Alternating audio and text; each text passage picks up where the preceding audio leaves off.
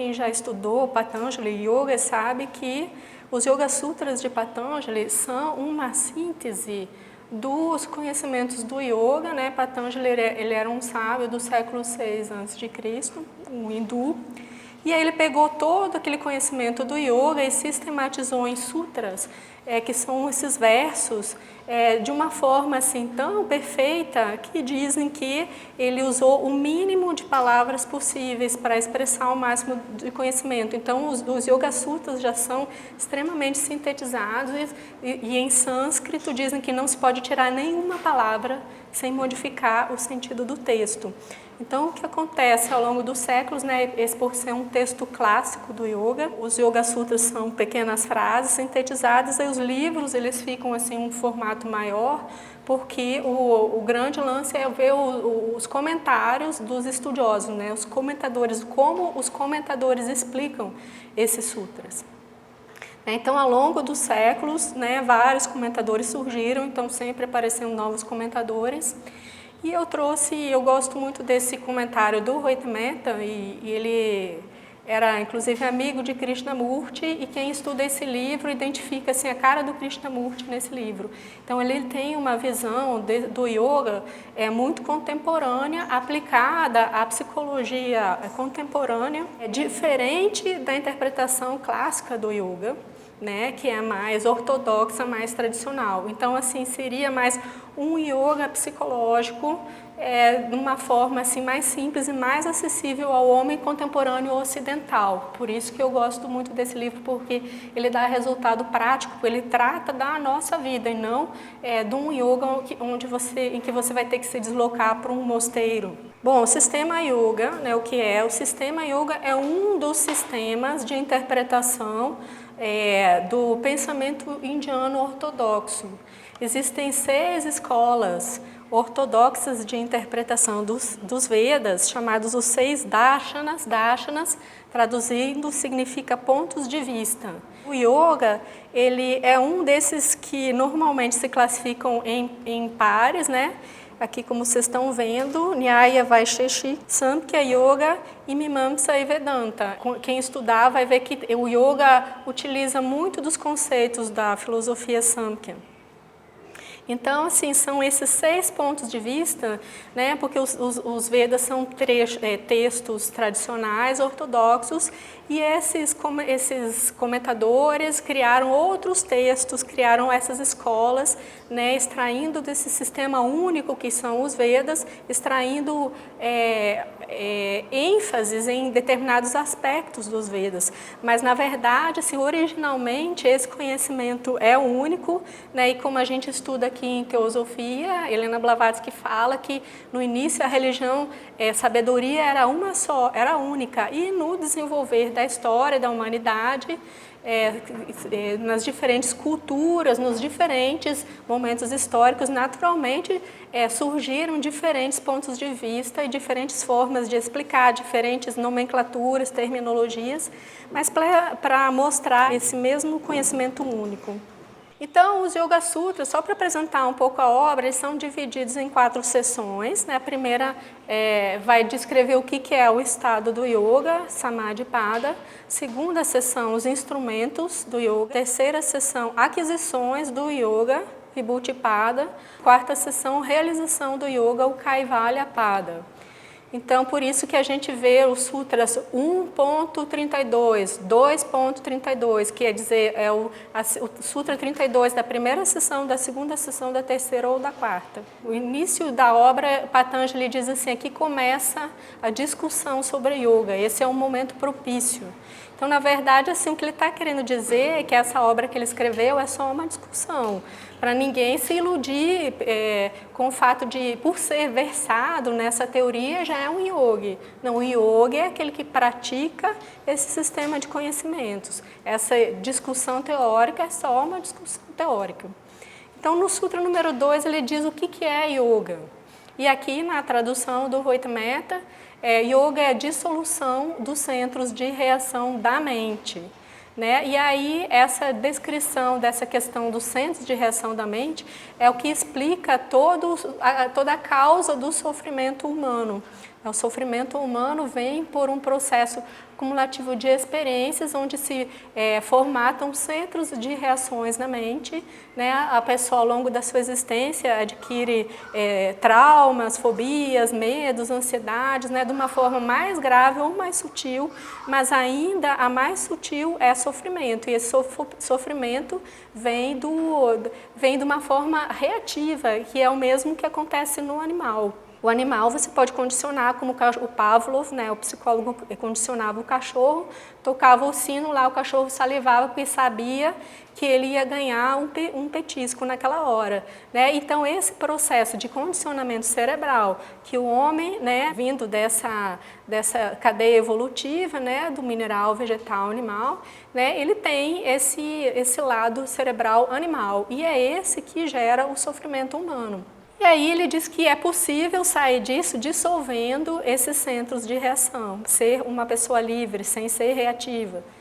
E esse estado, né, onde os centros de reação estão dissolvidos, essa é a natureza original do homem, né, do homem espiritual. Por isso que ele chama aqui nesse estado o vidente, que em sânscrito seria Purusha, né, o espírito, está estabelecido na sua natureza original, ou seja, o homem é essa alma, esse espírito, né, livre, transcendental, que está encarnado nesse cérebro animal, mas ele vai ter que aprender a lidar com esse cérebro, transmutar esse cérebro para voltar de uma forma consciente a essa condição original. Com os centros de reação ainda não dissolvidos, né, o vidente, né, o espírito, o Purusha, permanece identificado com essas tendências adquiridas da mente. Então, assim, encarna aquele espírito, né, o espírito não no sentido, como se diz assim, aquela alma, né, no sentido mais filosófico, aquela centelha divina,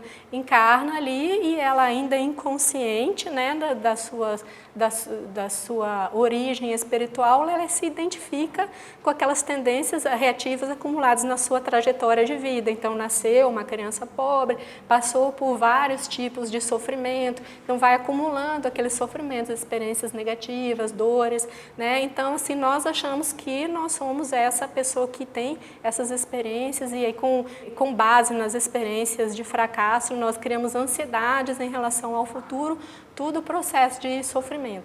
Então, aqui, como eu falei, o fluxo de evolução da mônada, né, no despertar da consciência, né, pela teosofia, a mônada, né, passa por todos esses reinos: mineral, vegetal, animal, humano e supra-humano. Então, aqui seria um yogi realizado, um yogi desperto, né, um ser humano desperto que já transcendeu essas tendências reativas.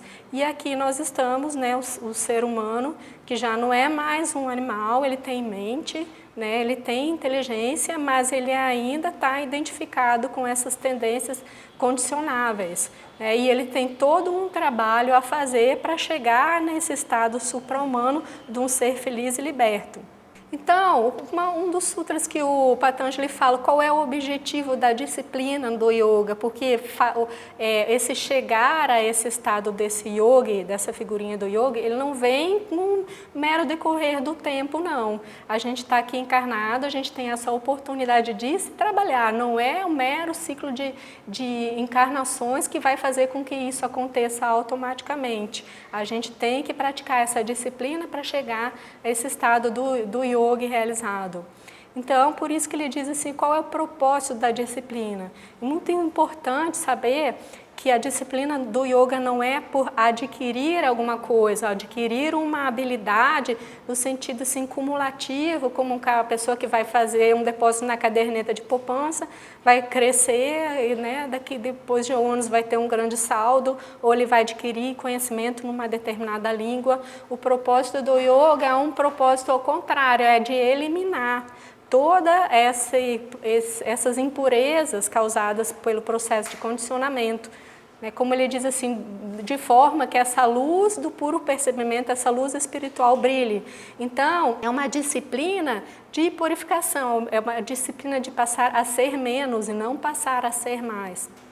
eliminar os traumas, eliminar as fobias, eliminar as memórias negativas, eliminar as tensões, eliminar as ansiedades. É através desse processo de eliminação que vai fazer com que a pessoa vá se sentindo cada vez melhor e se sentindo feliz. Porque esse estado original, estado vazio, é um estado de felicidade. Então, assim, o que causa o sofrimento é um acúmulo de coisas, de entulhos, que atrapalham esse estado de felicidade original, como se fosse uma vidraça suja, impede a travessia da luz do sol. Então não se trata de construir uma luz do sol, ou construir uma luz interior, ou construir uma sabedoria, não. Ela já existe em estado latente, mas ela está obscurecida, né, por essa série de condicionamentos.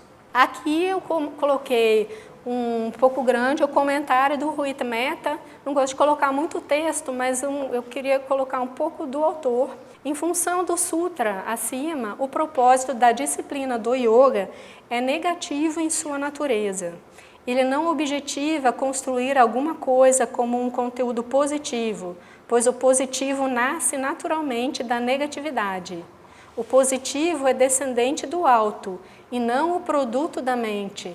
Também não é forjado pela vontade, conquanto forte e resoluta possa ser. E de fato, Patanjali afirma que o propósito das práticas do yoga é eliminar os obstáculos que possam ter sido acumulados devido ao processo de condicionamento. A expressão utilizada é a sudhikshaya, a eliminação das impurezas.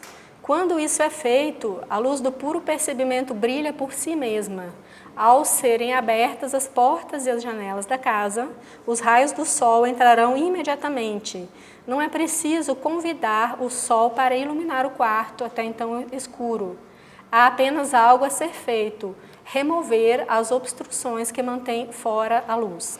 Então, assim, esse conceito de mente negativa, que vocês vão encontrar muito no texto do Rui Mehta, não é de forma alguma negativa no sentido comum de assim, os pensamentos negativos, a pessoa negativa, pessimista. Não, é o contrário, é esse processo, essa disciplina de esvaziamento mental e de purificação. Então, esse momento que ela se negativiza, né, a mente fica silenciosa, fica limpa, fica aberta, aí essa luz interior que já existe ali, ela simplesmente aparece. Trouxe essas figuras aqui porque essa é uma metáfora muito comum nas religiões e nos mitos, aqui o do Santo Grau, que é um cálice que se abre, essa mente negativa que se esvazia, é um cálice que se abre para receber esse vinho celestial que é o Espírito, né, o Altíssimo. E aqui também coloquei a imagem do Moisés que sobe na montanha para receber, né, os mandamentos. Então, assim, todas as mitologias a gente vê essa imagem daquele homem que sobe a montanha, ele faz uma certa parte, ele se abre e aquilo que é divino vem até ele. Então, esse processo do yoga é um processo, como o Rui Mehta fala disso, subida e descida, ou seja, o homem, a personalidade, né, que somos nós, o homem inferior, ele se trabalha, se abre, ele ascende, mas a graça, ela vem do alto.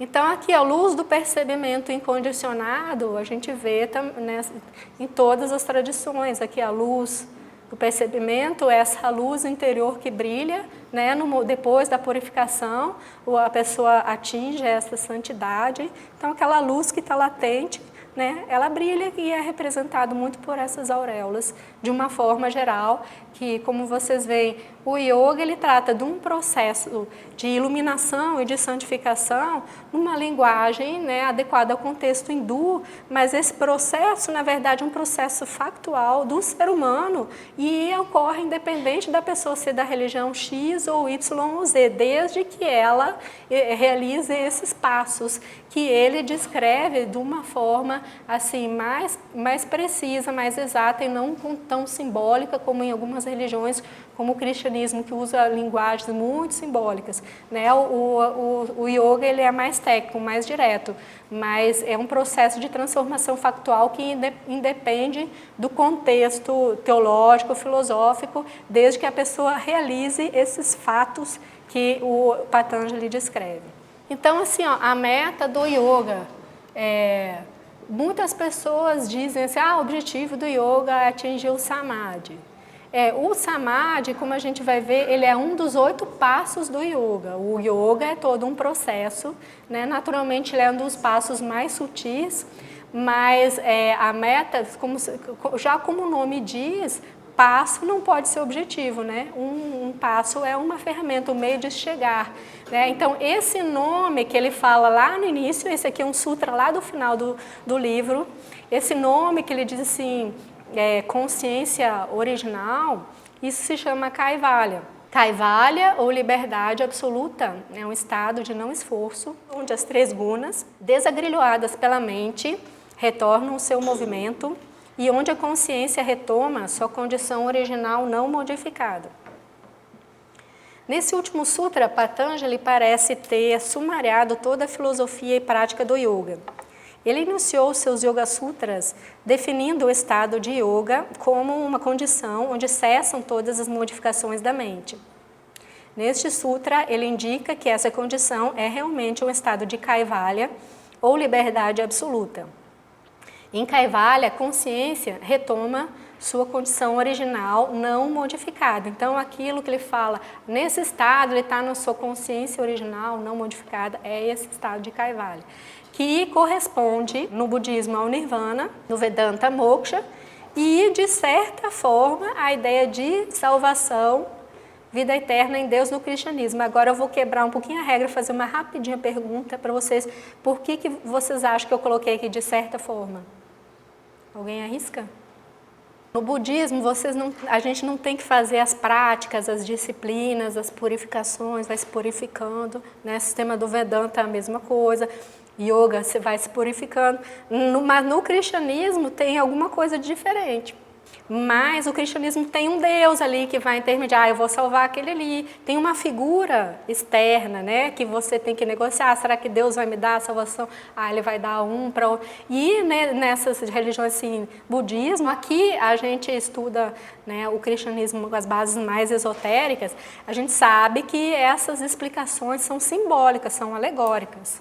Que não na verdade, não tem um Deus de camisola azul, barbicha, né, como se desenha.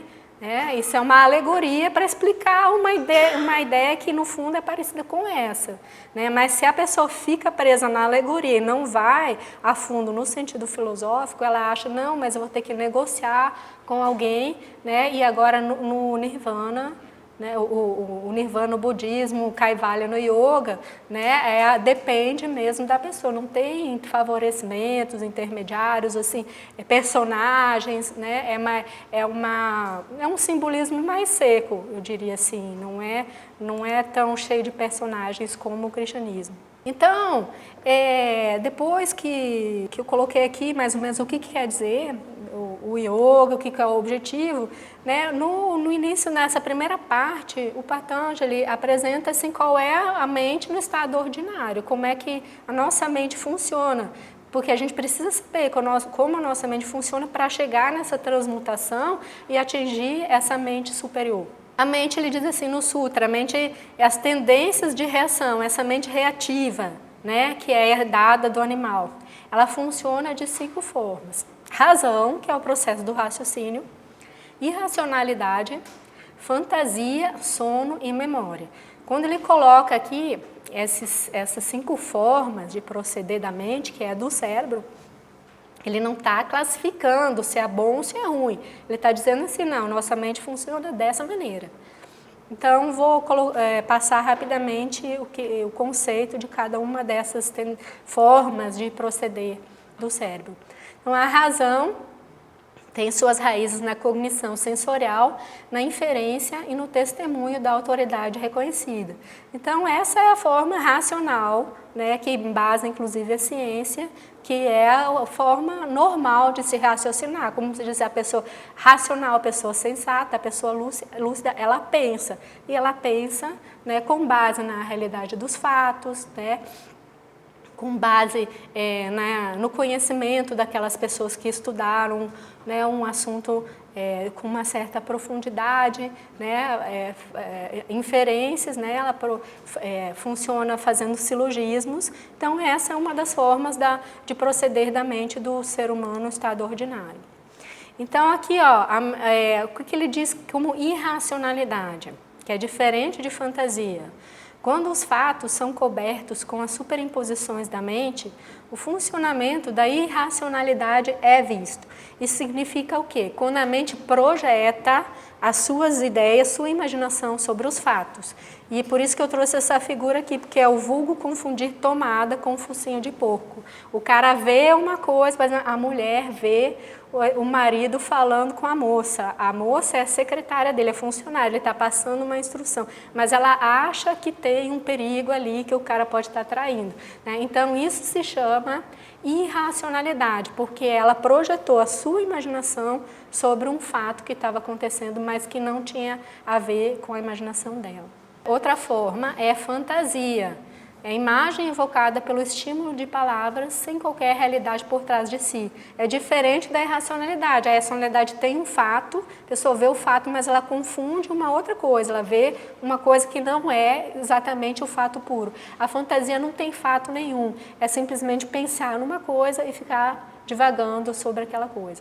Quem conhece esse desenho animado Fantástico Mundo de Bob, tem bom exemplo, porque o Bob era um menino que ele ouve uma palavra, alguém fala alguma coisa, ele pensa naquilo e já cria toda uma história em cima daquela palavra, toda uma cena, uma fantasia. Isso é fantasia. Então, outra coisa é torpor.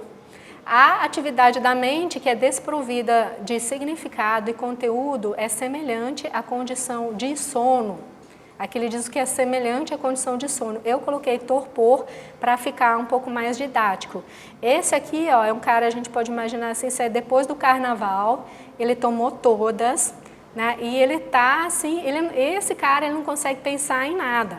Agora eu pergunto para vocês, esse cara ele não está pensando em nada, ele está meditando ou não? Claro que não, né? Então diz assim, o que é a meditação? Meditação é pensar em nada, né? Certo? Meditação é pensar em nada, mas vem desse jeito? Não. Não, né? Então, assim, isso é muito importante, um detalhe fundamental para entender da prática da meditação, que tudo aquilo que entorpece a mente, aqui botei a figura engraçada da cachaça, mas seja droga, seja qualquer processo de entorpecimento, deixa o cara meio grogue, ele não está ali em estado de vazio mental e meditação, não, ele está entorpecido. É completamente diferente da mente atenta, vazia e silenciosa da meditação. E a última, então, aqui que é a memória, né? Que a memória é um dos funcionamentos cerebrais que sem ela a gente não vive. E aqui, na tradução Kuitmeta, que tem uma ênfase psicológica, né? Ele colocou assim, tentativa de dar continuidade a uma experiência, mesmo depois que o acontecimento tenha passado, é memória. Porque ele vai falar uma boa parte no livro, né, desse processo de sofrimento psicológico que a gente não consegue esquecer, né, aquela coisa, o namoro que não deu certo, aí fica sofrendo, puxa, mas e se tivesse acontecido assim e tal, e se eu tivesse falado isso, se eu tivesse feito, a gente fica amarrado em coisas, né, do passado, apegado em coisas que não terminaram, né, e fica tentando continuar aquilo que já cessou, né? Seja de dor, seja de prazer, né? Uma coisa muito legal foi ontem, mas hoje já é outro dia, então ao invés de eu viver o dia de hoje, eu fico só pensando, puxa, como foi legal ontem, e então esses processos fazem com que a gente não viva o momento presente a cada dia. Outro conceito fundamental para se entender os Yoga Sutras de Patanjali, que é um conceito trazido da filosofia Samkhya, são os 3 atributos da matéria, tamas, rajas e sattva. Tamas traz estabilidade, rajas, movimento, sattva, equilíbrio. Isso é para a matéria de forma universal. Vale para o homem, mas vale para todas as coisas, porque ou as coisas estão paradas, ou as coisas estão se movendo, ou elas estão assim, nem tão paradas e nem tão imóveis. Tá? Então, o mundo inteiro gira em torno desses conceitos. E aí, trazendo para a psicologia humana, como no Ruitameta faz, né, ele explica como, com base nessa distorção desses gunas, né, o ser humano sofre. Então ele faz uma analogia com o reino animal, ele diz que tamas tem tudo, que é a estabilidade, a energia da retenção, né? O animal, por exemplo, quando ele está quieto, ele está quieto. Então, assim, aquilo é a estabilidade do animal. Agora, no ser humano, né, quando aquela estabilidade chega num nível de distorção, se transforma em embotamento, teimosia e preguiça. Aqui eu trouxe um Macunaíma. A diferença desses dois aqui, ó, então o que a criatura pensa assim, nossa, mas ficar aqui é muito bom. Então eu vou ficar aqui, não mexe nisso não vou levantar daqui não. O bicho não, ele não fica pensando, ele não pensa. Então assim, passou aquele momento ali, fisiologicamente ele já se recuperou, ou está com fome, ele vai se mexer, ele não se apega àquele estado, até porque ele não entende que aquilo é uma coisa legal que ele está afim. Né? Então a mente, né, ela se apropria daquilo ali de forma distorcida e essa estabilidade se torna em preguiça. Mesma coisa aqui, ó, rajas, movimento, agilidade se transforma em inquietação, ansiedade. O bicho ele está correndo, mas vai chegar uma hora que ele vai estar cansado, aí ele para, aí vai ficar quietinho, igual o tigre anterior.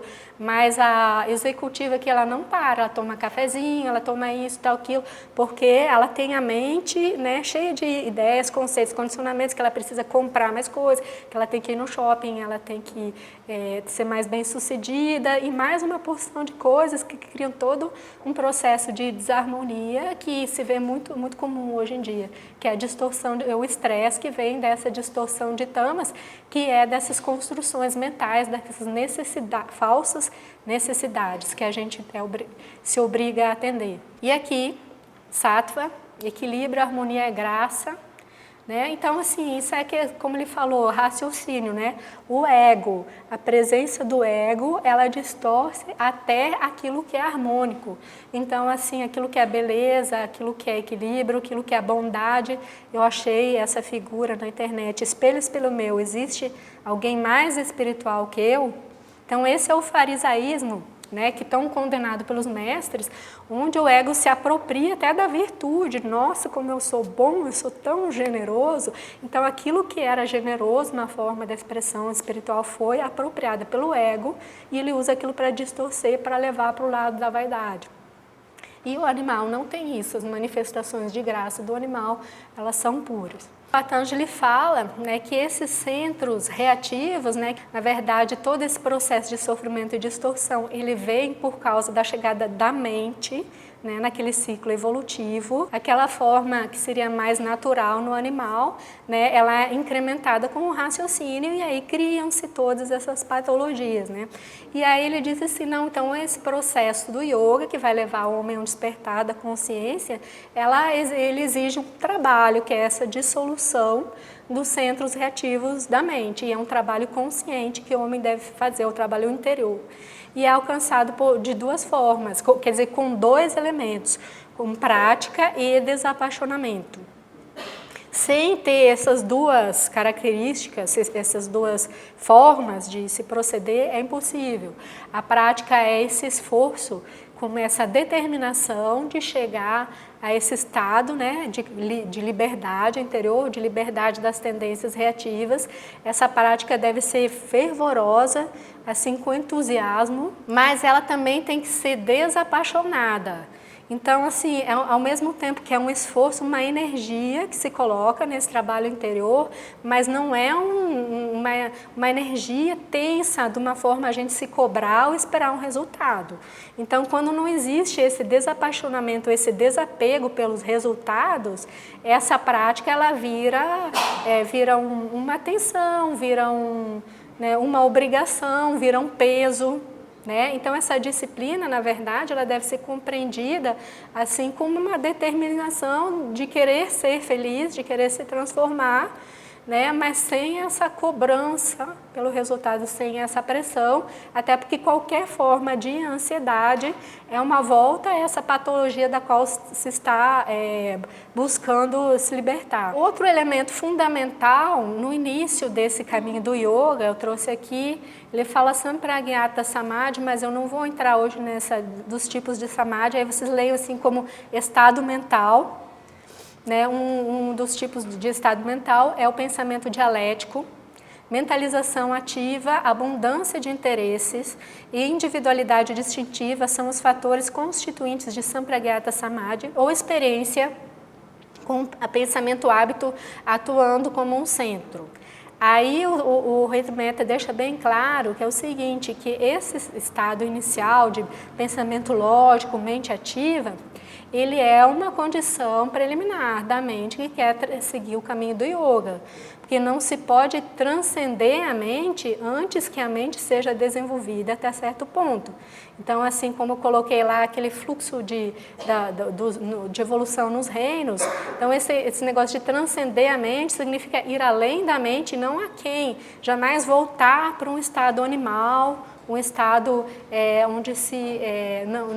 onde se dispensa a inteligência, né, onde se dispensa a vontade, mas sim o contrário, é o despertar da inteligência, o despertar da capacidade intelectual dessa condição de estupor e embotamento. Ou seja, o cara não pode estar naquele estado daquela figurinha lá depois do carnaval que tomou todas as cachaças e não consegue pensar em nada. Então, a primeira coisa é sair de estupor mental, de lerdeza mental. Eu acho importante porque hoje em dia tem muito, sim, a gente vê, tem de tudo, workshops de todos os tipos de coisas, gurus e caminhos, e tem uns caminhos que eu acho assim, um pouco perigosos da pessoa entrar assim, numa coisa meio doida, né, de embotar o seu cérebro numa coisa de alucinação, porque se interpreta, né, de uma forma literal, isso se atira à mente, né? Como diz até a voz do silêncio, a mente é assassina do real, mate é assassina, mas não é mate no sentido metafórico, da capacidade de superar essa mente, de despertar essa mente num nível assim tão alto e de ir além dela, não ficar só na mente, ir além da mente, mas jamais voltar, né, para o reino animal. Isso aí é contra a evolução. Então, todos esses métodos que levam ao embotamento e ao torpor mental, eles são condenáveis por essa linha filosófica.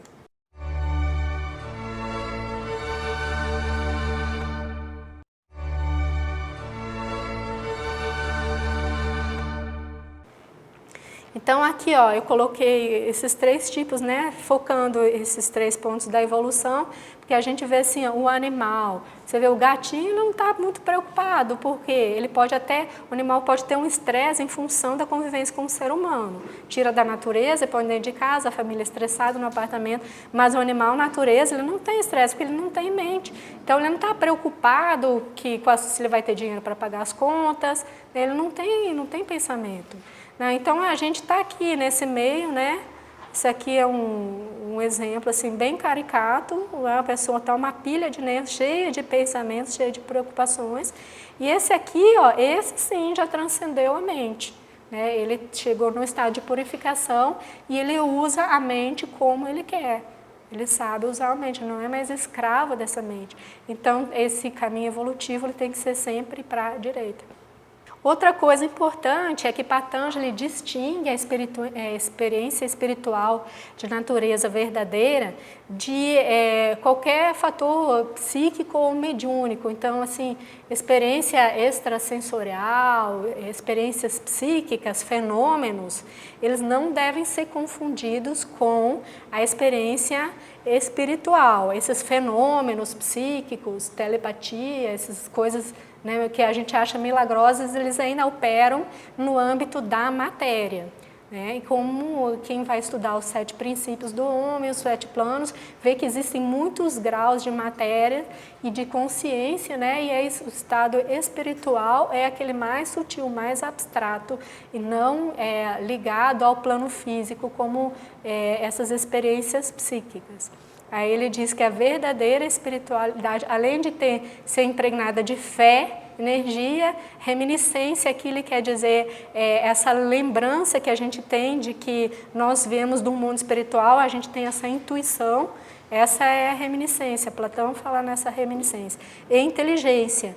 E aí a pessoa se volta nessa busca dessa realidade, dessa verdade interior, desse Deus interior, né? Então a espiritualidade verdadeira é caracterizada por essa busca e não pela busca assim, de fenômenos mágicos. E aqui ele diz que Deus é aquele princípio distintivo que permanece intocado pelas aflições da vida, pelos frutos da ação ou por qualquer motivação, como aqui na linguagem teosófica a gente chama vida una, que é aquele espírito onipresente, né, que ele é intocado por toda essa cadeia de sofrimentos da encarnação. Que esse princípio é onisciente, é onipresente, a vida una está em tudo, né? O antigo dos antigos, ele é atemporal. E no campo do tempo, ele é simbolizado por Om ou Pranava. Então, a palavra Om é a palavra que simboliza esse espírito. Então, falando já da preparação preliminar, antes de se entrar nos 8 passos do yoga, propriamente dito, diz assim, tem uma preparação preliminar. São esses 3, austeridade, autoestudo e aspiração. Então, a austeridade, aqui foi um comentário meu mesmo, coloquei, significa viver uma vida de simplicidade, sem ostentação, deixando de lado as coisas não essenciais, uma vida baseada na satisfação de necessidades e não de desejos. Abrir mão das quinquilharias, tanto na esfera material quanto na psicológica. Não perder tempo com coisas desnecessárias. Aqui eu coloquei então os ícones, né, da nossa vida capitalista, que é aquela pessoa que vai para o shopping, compra, que a criança em casa já cheia de brinquedos. Então a nossa vida hoje em dia assim, é muito acumular, consumir. E uma vida de austeridade é não se deixar levar por esse frenesi e eliminar todo esse supérfluo, esse entulho, que na verdade são elementos de distração, que nos desviam desse processo de busca interior. Então, a austeridade não significa morar embaixo da ponte, ou comer pão e água, ou se bater com um chicotinho. É viver com aquilo que é essencial e necessário, não se iludir com todos esses processos de aquisição de coisas superficiais. Sem isso não tem como, tá? Porque hoje em dia a gente não tem tempo para nada, as pessoas em geral têm 5 cartões de crédito, 2 carros, 2 apartamentos, 3 empregos, não dá tempo para nada, e televisão, e e-mail, e coisa não dá. Então, sem abrir mão disso, não tem como ter energia e espaço na vida e tempo para esse trabalho de autoestudo e de busca. Autoestudo, então, os processos de autoobservação na prática dos próprios pensamentos, emoções e atitudes e autoanálise à luz do discernimento. Então, assim, essa prática de se observar durante o dia de forma direta não quer dizer entrar em teorias que muitas vezes são usadas até como forma de racionalizar, mas muito mais a ver com aquilo que diz Krishnamurti, ou se observe e se veja. Veja as suas emoções, seus processos reativos, seus pensamentos, veja de frente. Então, esse é o outro ponto preliminar da prática do yoga. E a aspiração, que é esse querer, né, buscar esse divino. Né? Se a gente não quer, também nem encontra tempo, disponibilidade para essa austeridade e autoestudo. O propósito dessa disciplina preliminar, dessas 3 que a gente acabou de ver, é diminuir o impacto das aflições. Então, assim, sem essa diminuição de correrias, essa diminuição de consumismo, sem essa austeridade mínima, a gente fica naquele estresse. Então, essa disciplina preliminar de se ver, de se trabalhar, né, isso aí é a base para a gente ter assim, uma calma mínima, uma tranquilidade mínima e um bem-estar mínimo para fazer esse trabalho interior que é o yoga. E aí essas aflições, né, você vê assim, já diminuindo esse estresse, como ele diz aqui, diminui o impacto das aflições. Mas para resolver as aflições é necessário descobrir como elas surgem. Aí ele volta para esse trabalho de autoobservação, da gente ver esses nossos processos de sofrimento, processo de ansiedade e observar muito e ver como eles surgem. Né? Quais são as coisas assim, que me levam a ficar irritado, por exemplo. Né? Normalmente começa com um pensamento. Uma reação, vem uma ideia, da ideia segue uma emoção, ou começa com uma sensação, um mal-estar, evoca uma memória, né? E aí vem uma emoção Então a gente precisa ver como isso surge em cada um de nós. Acordo de manhã, está tudo bem, de repente tropeço numa coisa, aí vem um pensamento. Então, daquilo ali vai surgir uma irritação, que vai vir uma outra ideia, e às vezes essa cadeia assim, mecânica, né, leva a vida ao inferno, porque tudo começa como uma bola de bilhar que bate num, deu errado aquilo ali, e aí transforma num grande estresse. Então, a gente precisa ter muita atenção para observar como surgem esses processos de irritação, de ansiedade, né, para a gente ter essa atenção para resolver e para acompanhar antes que aquilo se transforme numa bola de neve. Agora, para ter uma completa cessação das aflições mesmo, só com a prática da meditação. Mais ou menos assim, numa finalização, e aí a gente volta para fazer a discussão mesmo. E aí, quais são 8 passos da disciplina do yoga, que é o tal do caminho óctuplo de Patanjali. Então, são 8 passos. Yama, abstinências, niyama, observâncias, asana, postura, pranayama, controle da respiração, pratyahara, abstração, dharana, percebimento, dhyana, atenção, e samadhi, comunhão ou absorção. Vocês veem aqui que samadhi é um dos passos. Agora vou entrar um por um. Então, yama e niyama são as abstinências e observâncias, são as prescrições morais que a gente vê em todos os sistemas religiosos. Então, aqui, as abstinências são não violência, não falsidade, não roubar, não indulgência e não possessividade. E aí eu recomendo, né, a leitura desse livro, até de repente a gente pode fazer um outro estudo num outro momento mais aprofundado sobre cada uma delas. Eu só queria dizer que essa visão do Reto Metta é super interessante, porque ele vai muito além daquela moral convencional. Ele diz assim que o não roubar não é só assim, eu não vou mexer na sua carteira e pegar a sua coisa. Porque a gente acha assim, eu não pego, eu não mexo na bolsa dos outros, não roubo. Mas existem formas muito mais sutis de roubo, que aí ele entra em detalhes, por exemplo, a imitação. Ele fala que a imitação é uma forma de roubo, só para ilustrar, não vou entrar em detalhes. Então, eu quero aquilo que não é meu, a pessoa é daquele jeito, ou uma qualidade qualquer, intelectual, qualquer uma, mas assim, no momento que eu passo a imitar o outro, né, eu estou num processo de roubo, né, e isso cria uma série de insatisfações e frustrações.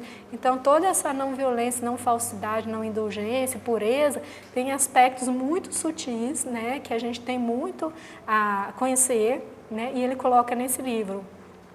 Então, observâncias são pureza, contentamento, simplicidade, autoestudo e aspiração. Aí ele diz assim que esses yama e niyama são o grande voto em cuja observância não devem interferir fatores biológicos, nem físicos, nem sociais.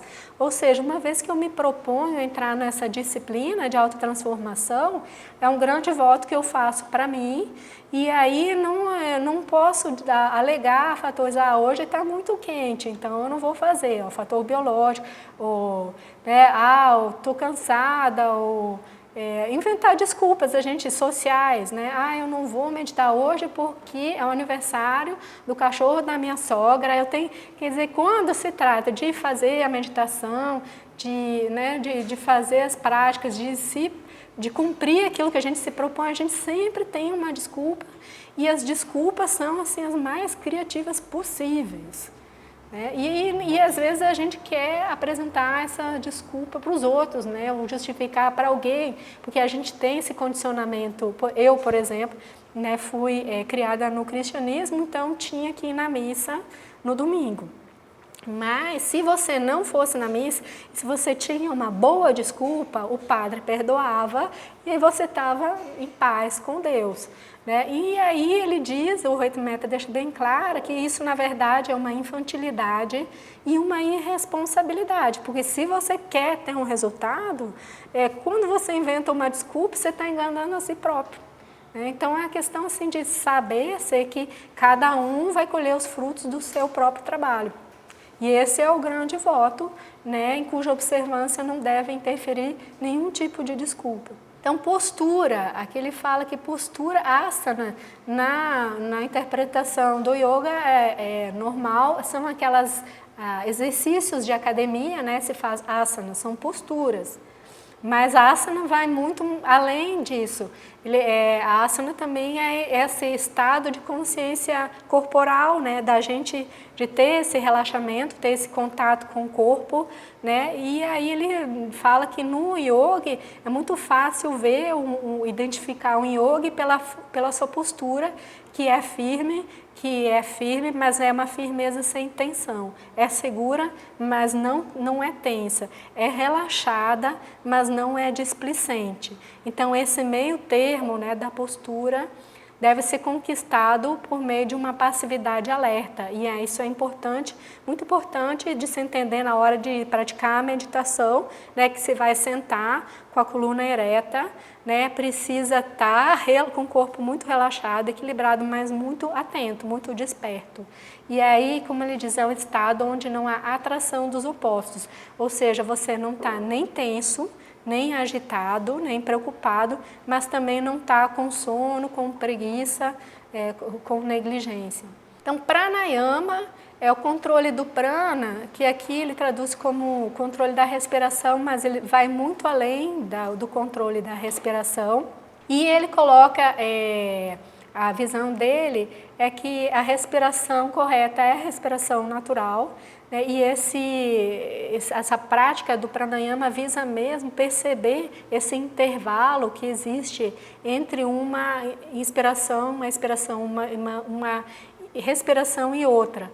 Então ele recomenda assim a prática do pranayama de uma forma assim muito simples, né? Sim, ele diz que até avançar nesse caminho de pranayama sem um verdadeiro mestre, um instrutor, pode causar mais prejuízos do que ajuda, né? Mas após soltar a respiração e se atingir esse estado natural da respiração, a gente percebe a respiração acontecendo naturalmente e começa a ficar atento a esse intervalo que acontece entre uma respiração e outra, porque nesse intervalo entre a respiração a mente fica em silêncio e aí começa a surgir uma clareza mental cerebral.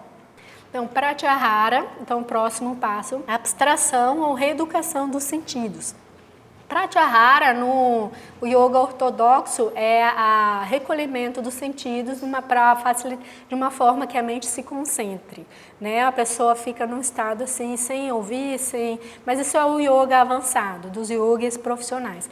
Aqui o Ritmeta ele fala de Pratyahara como uma reeducação dos sentidos. Os nossos sentidos são muito dispersos e com essa prática os nossos sentidos se desenvolvem e se tornam mais elásticos. Agora eu vou explicar. Eu trouxe um exemplo, uma figurinha engraçada.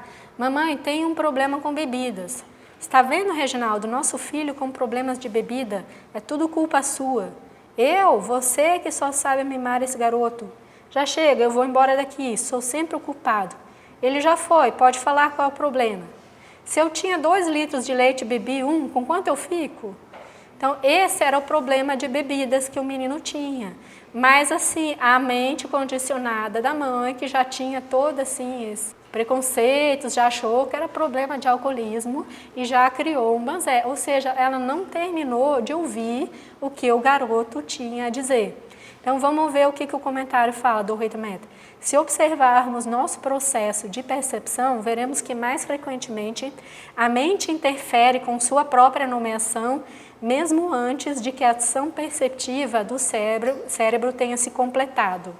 Em uma percepção imperfeita, a mente coloca um selo de conhecimento conceitual, declarando assim o que o ato perceptivo está finalizado. Então, na nossa vida a gente não ouve, a gente não vê, é tudo assim rápido, porque tem que ir rápido para o trabalho, para o shopping, já sei, então nossa vida é uma repetição, reprodução das nossas ideias pré-concebidas e muitas vezes a gente se cria conflitos com isso. Então, a ativação do cérebro impede a interferência da mente em seus próprios processos perceptivos. O cérebro é capaz de tornar suas imagens perceptivas claras e vividas sem que distorções sejam introduzidas nas mesmas. Quando há um fluxo ininterrupto de sensações, dos órgãos dos sentidos, as imagens perceptivas também são constantemente renovadas. O fluxo da vida, transmitido pelas sensações sempre crescentes, é refletido em renovadas imagens da percepção formadas pelo cérebro.